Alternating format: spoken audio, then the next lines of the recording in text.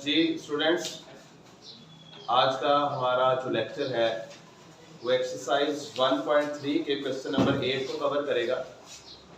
और यहाँ पे दो डेफिनेशंस की आपको समझ होनी चाहिए और बहुत अच्छे से समझ होनी चाहिए। इन्हीं डेफिनेशंस में से एमसीक्यूज भी बनते हैं। बेटा बोर्ड पे देखिएगा जरा। तो पहली टर्म है what is symmetric matrix.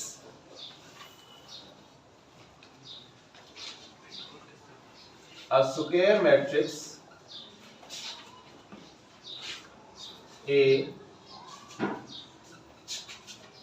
is said to be symmetric matrix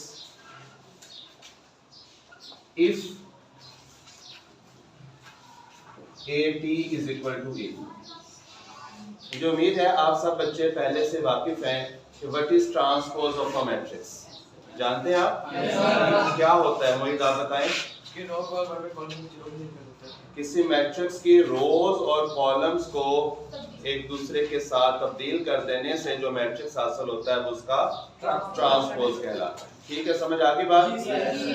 board पे देखिए जरा। अगर हम किसी मैट्रिक्स पे ये ऑपरेशन अप्लाई करें कि हम उसका ट्रांसपोज ले लें, लेकिन उसका ट्रांसपोज उस पे असर ही ना कर रहा, ट्रांसपोज लिया गया, हमने अपने रूल्स के मुताबिक उसकी रोज और कॉलम्स की जगह चेंज की, लेकिन वो चेंज उस पे इफेक्ट नहीं कर रही। ये देखिए एग्जांपल,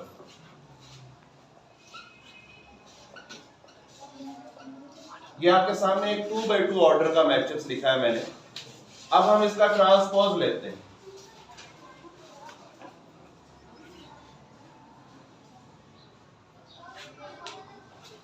क्या करेंगे, दोनों साइड पे टी लिख दिया हमने। ट्रांसपोज अप्लाई कैसे करते हैं बच्चों? आप फर्स्ट रो को कॉलम बना दिया, सेकंड रो को भी कॉलम बना दिया। जरा गौर कीजिए, ये यही वाला मैट्रिक्स ए है या बदल गया है? तो अगर किसी मैट्रिक्स का ट्रांसपोज उसके अपने ही इक्वल रहता है, मीन चेंज नहीं होता, तो ये क्या कहलाएगा? मैट्रिक्स को क्या टैग मिलेगा कि वो सिमेट्रिक मैट्रिक्स। समझ आ गई बात?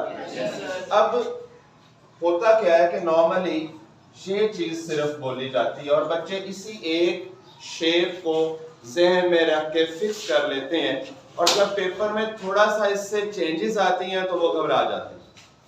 मुझे जरा बताइएगा, एक जगह पे लिखा हो AT is equal to A, अगर मैं इसे नेक्स्ट लाइन में लिख दूं AT minus A is equal to 0, तो क्या मैंने कोई बहुत बड़ी चेंज कर दी है कि सेम रहा है? हुआ क्या है, ये वाला मैट्रिक्स इधर आके, तो अगर मैं इसको डिफाइन करूं तो फिर क्या होगा कि अगर किसी मैट्रिक्स के ट्रांसपोज में से उसी मैट्रिक्स को निकाल दें और जवाब नल मैट्रिक्स आ जाए, जीरो मैट्रिक्स आ जाए, तो मैट्रिक्स सिमेट्रिक ही कहलाता है। यानी कि इसकी एक फॉर्म ये भी होगी। तो ये यूं भी तो लिखा जा सकता है बच्चों, क्या ख्याल है? अब चेंज हो गया, अब A इधर रहा, ये AT उधर आके क्या हो गया? माइनस। ये सब सेम मैसेज दे रहे हैं, ये सब जो एक्सप्रेशंस है। ठीक है, तो डेफिनेशन में अगर सिर्फ इतना लिखा गया है तो उसका मतलब ये नहीं है कि अब हम अपने ज़हन को वहीं पे बाउंड कर दें और उसके अलावा कुछ सोचें ही नहीं। समझ आ गई बात? अब एक और प्रॉब्लम, डेफिनेशन भी बच्चे तैयार कर लेते हैं, क्वेश्चंस भी बच्चे हल कर लेते हैं, लेकिन अब मैं आपको एक टास्क देता हूं कि मैं कहता हूं बेटा जी मुझे एक ऐसा सिमेट्रिक मैट्रिक्स बना दो जिसका ऑर्डर 3x3 हो। गौर करिएगा बात, 2x2 वाला आसान होता है तकरीबन बनाना, लेकिन जब आपको ट्रिक पता चल जाएगी ना कि ये बनता कैसे है, तो फिर 3x3 क्या, कोई भी ऑर्डर आ जाए, आप विद इन सेकेंड्स डिसाइड कर लोगे कि मैट्रिक्स कौन सा है। सवाल इस तरह से भी आता है कि वो मैट्रिक्स दे के आपसे पूछेगा कि ये सिमेट्रिक है या नहीं। अभी दूसरी टर्म हमने स्क्यू सिमेट्रिक भी पढ़नी है।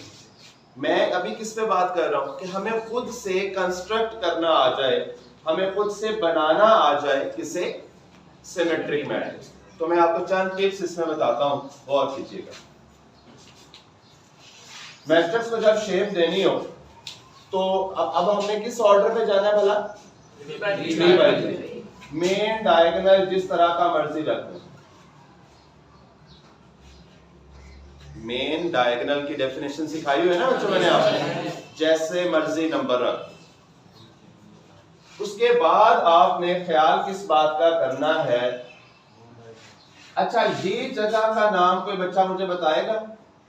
नॉन डायगोनल तो है, उसकी पोजीशन वो ए आई जे के साथ हमने एक दिन बात की थी, तो क्या होता है? हाँ जी, आप इसे कह सकते हैं कि सर ये 1 2 की पोजीशन है। 1 2 क्यों?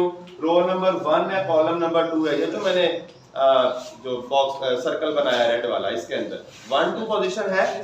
अच्छा, यहाँ क्या होगा?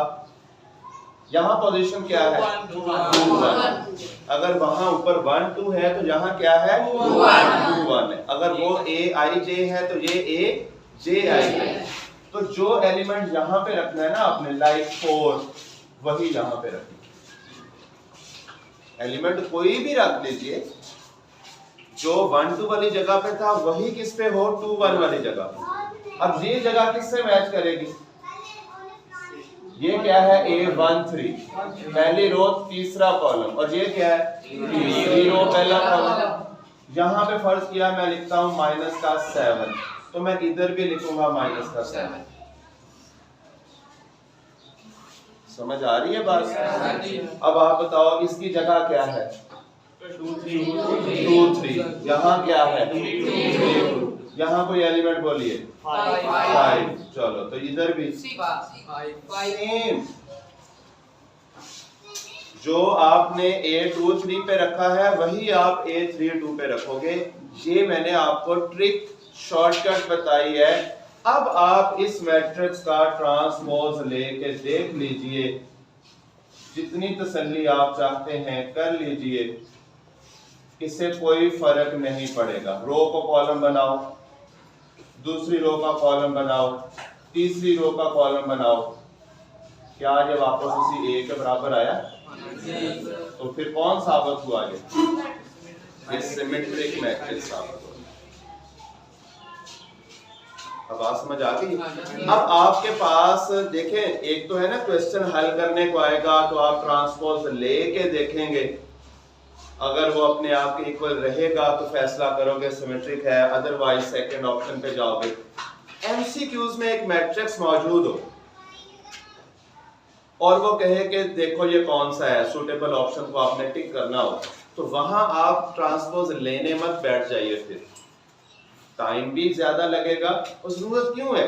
आप उसको एनालाइज करें उस गिवन मैट्रिक्स को कि डायगोनल की तो हमें परवाह ही नहीं, जैसा मर्जी आ जाए।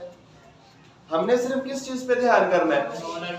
नॉन डायगोनल एंट्रीज की सेम पोजीशन इस तरह से। इसके लिए टर्म यूज करते हैं हम ए आई जे बराबर हो ए जे आई। इसलिए मैंने आपसे कहा था कि जो नंबर A1 2 पे पड़ा हुआ है वही A2 1 पे रखिएगा। तो आप देख रहे हैं कि ये मैच कर रहा है, ये मैच कर रहा है, ये मैच कर रहा है, तो आप बेफिक्र होकर उसे टैग दे दें ये मैट्रिक्स सिमेट्रिक है, क्योंकि हमने ऑलरेडी प्रैक्टिस कर ली हुई है कि इसका ट्रांसपोज इसके अपने आप के इक्वल जरूर है। समझ आ गई? दूसरी डेफिनेशन पे हम मूव करते हैं, which is skew symmetric matrix. ये स्क्वायर मैट्रिक्स की टाइप्स हैं। A square matrix A is said to be skew symmetric matrix if AT is equal to minus। अगर किसी मैट्रिक्स का ट्रांसपोज लें और वो उसके इक्वल ना रहे बल्कि उसके नेगेटिव के इक्वल आ जाए, माइनस कॉमन लेने के बाद उसके इक्वल आ जाए, तो ऐसा मैट्रिक्स स्क्यू सिमेट्रिक मैट्रिक्स कहलाता है। अच्छा, आप लोग मुझे जरा हेल्प करें कि जो और के साथ मैंने शेप्स लिखी थी इस पे क्या क्या बन सकती है? नेक्स्ट क्या ऑप्शन है? AT plus A is equal to 0 और A plus AT is equal to 0। Minus भी दोनों लग सकते हैं, लेकिन ये सिंपल चीजें हैं। सही हो गया बच्चों? समझ आ गई बात? बेटे देखें, चीजें जब समझ जाएंगे ना फिर ना तो वो आपस में मिक्सअप होंगी, ना ही कहीं और किसी किस्म की कंफ्यूजन आएगी। जो बच्चे बात पूरी नहीं सुनते वो एक जहन बनाते हैं कि अच्छा जी वो सिमेट्रिक वाले में प्लस होता है जी, और जी वो स्क्यू सिमेट्रिक वाले में माइनस होता है। ये मैं कह रहा हूं जो स्टूडेंट्स के फीडबैक्स हैं।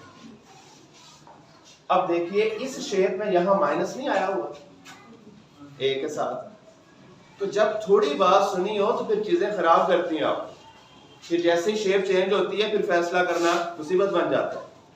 बात को समझिए, जहन में बिठाइए। सिमेट्रिक मैट्रिक्स कौन था? रिपीट करें, जिसका ट्रांसपोज उसके अपने आप के इक्वल। तो मेन शेप तो ये याद रखनी है आपने।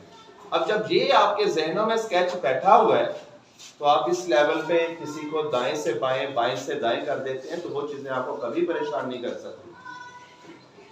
स्क्यू सिमेट्री कौन है? जिसका ट्रांसपोज उसके अपने नेगेटिव के, जिसके नेगेटिव के इक्वल आ जाए वो स्क्यू सिमेट्रिक है। मेन स्केच ये है, आप इस तरह से कर सकते। अभी तक हमने स्क्यू सिमेट्री की एग्जांपल कोई नहीं देखी, सिमेट्री की देख ली है, तो अब हम स्क्यू सिमेट्री की एग्जांपल्स की तरफ आते हैं। ये हिस्सा विजिबल है जी? ठीक है।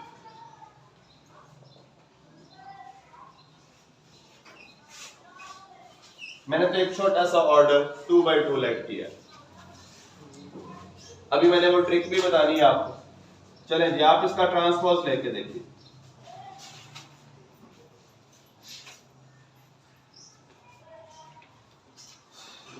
क्या बनेगा जी बच्चों? 0 आपने रोज और कॉलम्स की जगह चेंज की और चेंज आपको वाज़ेह तौर पे नजर भी आई। जुबैर आपका ध्यान है बोर्ड पे? ये देखिए, पहली रो कॉलम बनी, दूसरी रो का कॉलम बना, ये इसके बराबर नहीं है, ये इसके बराबर नहीं है। ऐसा ही है ना? फर्क आ गया ना अलामत से? ये तो पक्का हो गया कि ये सिमेट्रिक तो नहीं बनने वाला। अच्छा, अब एक कोशिश ये कर लीजिए, आप इसका नेगेटिव बना लीजिए। नेगेटिव बनाना बेटा जी आपको पिछले ही लेक्चर में बताया है कि जब हमने किसी मैट्रिक्स का नेगेटिव बनाना होता है हम उसे माइनस से मल्टीप्लाई कर देते हैं, -1 से या माइनस से, या यूं कह लीजिए कि आपने अंदर से माइनस कॉमन लेके बाहर निकाल दिया। अब्दुल रहमान, ठीक है? अब इससे क्या होता है, अंदर मौजूद एलिमेंट्स की अलामतें चेंज हो जाती हैं। हो गई? ये कौन है? माइनस अगर मैं साथ लगाए रखूं तो ये तो वो ए आ गया। तो देखिए ए का ट्रांसपोज किसके इक्वल आया बच्चों? इस वजह से ये मैट्रिक्स कौन है? स्क्यू सिमेट्रिक मैट्रिक्स, क्योंकि इसका ट्रांसपोज इसके नेगेटिव के इक्वल। समझ आ गई अब बात? अब एक और पॉइंट और फिर हम इस बात को क्लोज करते हैं कि हमें बनाना पड़ जाए 3x3 ऑर्डर का स्क्यू सिमेट्रिक, खुद से शक्ल देनी पड़ जाएगी। आपने नोट किया होगा यहाँ एग्जांपल देते वक्त भी कि मैंने जानबूझ के जहाँ, तो ये इसकी पहली जो खास बात है स्क्यू सिमेट्रिक मैट्रिक्स को शेप देते वक्त कि इसका मेन डायगोनल एग्जैक्टली 0 होना चाहिए। इधर क्या शर्त थी कि मेन डायगोनल जैसा मर्जी आ जाए, कोई परवाह नहीं, लेकिन इसमें हर हाल में कैसा होना चाहिए? 0 होना चाहिए। फिर इसका रूल मैं जनरल आपको बता दूं, वहां क्या था? aij इज इक्वल टू यहाँ है aij is equal to minus of aj। इन दोनों में एक अलामत का फर्क रखना है बस आपने। मतलब अगर यहाँ पे मैं 2 लिखता हूँ तो यहाँ जरूर -2 लिखना होगा। यहाँ पे अगर मैं माइनस का 3 लिखता हूँ तो इधर मुझे जरूर साइन चेंज करवा के ना उसका एडिटिव इनवर्स बना के लिखना होगा। समझ आ रही बात? यहाँ क्या लिखूं? फिर इधर क्या आएगा? अब ये बात समझ आ गई बच्चों सबको? अगर आपके जहन में ये चीजें हैं तो आपसे कोई भी कहीं पे भी कहे कि फला ऑर्डर का सिमेट्रिक या सिक्यूर सिमेट्रिक मैट्रिक्स तैयार कर दें तो आपके फिंगर टिप्स पे है। ठीक है, समझ आ गई? कोई बात इसमें से आपने पूछनी हो रिपीट कर लें एक बार। सिमेट्रिक मैट्रिक्स कौन सा मैट्रिक्स होता है? अच्छा, यहाँ पे मैंने लफ्ज़ स्क्वायर क्यों लिखा हुआ है? ये स्क्वायर मैट्रिक्स की कैरेक्टरिस्टिक्स हैं, उसके आगे टाइप्स हैं। रोज और कॉलम्स की तादाद उनकी सेम होनी चाहिए। मतलब ये टर्म्स हम 2x2 ऑर्डर पे, 3x3 पे, 4x4 पे इन पे ही अप्लाई कर सकते हैं। सादा और मुख्तसर लफ्ज़ और रिपीट में लास्ट टाइम सुन लीजिए उर्दू में पहले कि एक ऐसा मैट्रिक्स जिसका ट्रांसपोज उसके अपने आप के इक्वल रहेगा वो सिमेट्रिक मैट्रिक्स होगा। English, a square matrix is said to be a symmetric matrix if AT is equal to A। ये मेन कंडीशन है, ठीक है। और यहाँ square matrix is said to be secure symmetric if AT is equal to -A, mean जिसका transpose उसके negative. ठीक है जी, ये चीजें अगर आपके ज़हन में आए तो कोई प्रॉब्लम नहीं आएगी। जी कुछ पूछना चाह रहे हैं आप? सर जी आपने कहा था कि A transpose is equal to A answer आएगा, और आपने कहा जब वैल्यू चेंज हो जाएगी A transpose minus A is equal to value change नहीं बेटा, ये इसकी अगली शक्ल है, इसकी अगली शक्ल है। ये लिखा हुआ है। हाँ जी, नल मैट्रिक्स आएगा जो आपने। हाँ, अगर हम उसके ट्रांसपोज में से उसी को निकालेंगे तो ऑब्वियसली फिर नल आएगा। अब ये देख लें, यहाँ पे कर लेते हैं। मैट्रिक्स कौन था? A। उसका ट्रांसपोज क्या बना? ये। अगर मैं दोनों को माइनस करूं, गौर कीजिए जरा, मैं यहाँ कहीं पे भी लिख देता हूँ। A में से निकाल के देखने लगा हूं A का ट्रांसपोज। पहले लिखूंगा A, फिर उसके ट्रांसपोज की कीमत क्या आई थी? तो जरा गौर करिए क्या बचेगा। तो मैंने यही बोला था कि अगर आप इस सेंस में जाके बात करेंगे तो रिजल्ट नल मैट्रिक्स मिलेगा। जाहिर बात है, देखिए ना, जब मैं कहता हूँ एक नंबर अपने आप के बराबर है और अब मैं कहता हूँ जिन दोनों को सब्ट्रैक्ट कर दो तो जवाब क्या आने वाला है? तो एक मैट्रिक्स अपने ट्रांसपोज के बराबर है। मैट्रिक्स और उसका ट्रांसपोज दोनों क्या है? तो उनका डिफरेंस जरूर क्या आएगा? जीरो। ये थोड़ा सा एमसीक्यूज के लिए इसकी एडवांस फॉर्म आपके सामने रखी है। डेफिनेशंस, क्वेश्चंस में आपने पहले इन चीजों को मेमोराइज करना है, फिर आपके ज़हन में ये चीजें बैठ सकती हैं। और ये भी कि अगर कोई शेप ऐसी आपके सामने आ जाती है तो आप मौके पे घबराएं नहीं। ठीक है, समझ आ गई बात? क्योंकि अब कॉन्सेप्चुअल स्टडी में यही चीज होती है ना कि एज इट इज जो बुक पे लिखा हुआ है बस उतना बता के खत्म कर दिया तो फिर तो आपके ज़हन बाउंड हो गए उधर ही। थोड़ा आउट ऑफ द बॉक्स जाने की कोशिश करें, शेप्स को इधर उधर चेंज करें, यहाँ से आपके ख्यालात खुलेंगे, जहन खुलेगा और आपके जहन में नए क्वेश्चंस पैदा होंगे। इनको आप शेयर करोगे टीचर्स के साथ तो आपके कॉन्सेप्ट्स क्लियर होंगे। ठीक है, बहुत शुक्रिया जी, अल्लाह हाफिज़।